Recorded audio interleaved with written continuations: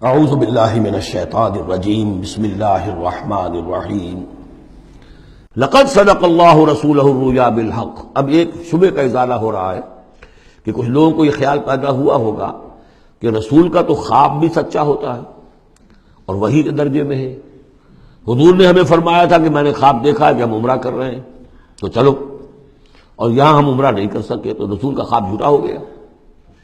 یہ اگر شک کسی کے دل میں پیدا ہوا تو اس کو ظاہر کر رہے ہیں کہ رسول کا خواب جھوٹا نہیں ہوا، یعنی یہ کہ اس میں جب حضور سے پوچھا بھی گیا آپ نے تو فرمایا تھا کہ ہم عمرہ کریں گے، تو آپ نے فرمایا تھا یہ میں نے کب کہا تھا کہ اسی سال ضرور کریں گے، عمرہ کریں گے، چنانچہ اگلے سال وہ عمرہ ہوا۔ سن 7 میں اسے عمرہ قضا کہتے ہیں، جو صلح حدیبیہ میں طے ہو گیا تھا کہ اگلے سال آپ آئیے عمرہ کیجئے، تو عمرہ قضا جو ہے یہ عمرہ چونکہ رہ گیا تھا درمیان میں ہی بند ہو گیا، تو عمرہ قضا، اس عمرے کی قضا اگلے سال جو ہے سن 7 میں آپ نے دی، اور 3 دن تک قریش نے مکے کو خالی کر دیا، پہاڑوں پر چڑھ گئے اور مسلمان 3 دن تک مکے کے اندر مقیم رہے، انہوں نے اپنے اطمینان سے عمرہ ادا کیا۔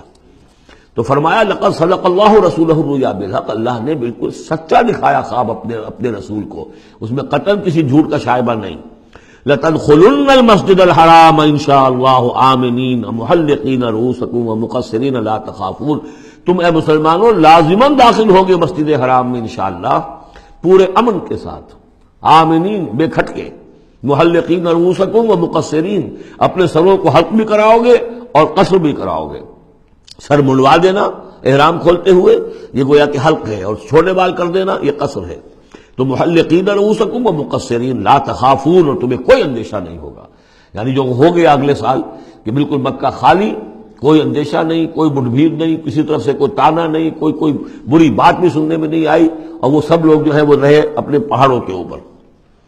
فعلم ما لم تعلموا، تو اللہ جانتا ہے جو تم نہیں جانتے۔ فجعل من دون ذلک فتحا قریبا، تو اس کے بعد اللہ تعالیٰ نے ایک بڑی فتح رکھی ہے قریب، یعنی یہ کہ اس کے فوراً بعد اس سے ورے، اس لیے کہ اس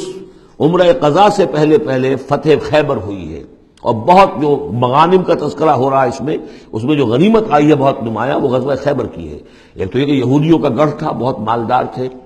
پھر یہاں سے جو گئے تھے 2 قبیلے نکل کر گئے تھے، وہ بھی اکثر ان میں سے وہیں آباد ہو گئے تھے، تو وہ ان کی بڑی جمعیت تھی وہاں پر، اور یہودی ویسے مالدار ہوتے ہیں، تو وہاں پہ جو غنیمت ملی ہے مسلمانوں کو اس کے طرف اشارہ ہو رہا ہے۔ اللہ تعالیٰ نے اس سے پہلے کہ تم عمرہ قضا ادا کرو اور جب تم داخل ہوگے مسجد حرام، اس سے پہلے جو ہے اللہ تعالیٰ تمہیں فتح دے گا، نصیب کرے گا۔ اب وہ آیت آ گئی، هو الذی ارسل رسولہ بالہدی ودین الحق لیظہرہ علی الدین کلہ، یعنی یہ جو سلسلہ اب جا رہا ہے، صراط مستقیم، سیدھا راستہ کس منزل کی طرف جا رہا ہے؟ دنیا میں مسلمانوں تمہاری جد و جہد کی منزل کیا ہے؟ اللہ کے دین کا غلبہ، اس لیے کہ ہم نے اپنے رسول کو بھیجا ہی اس کام کے لیے۔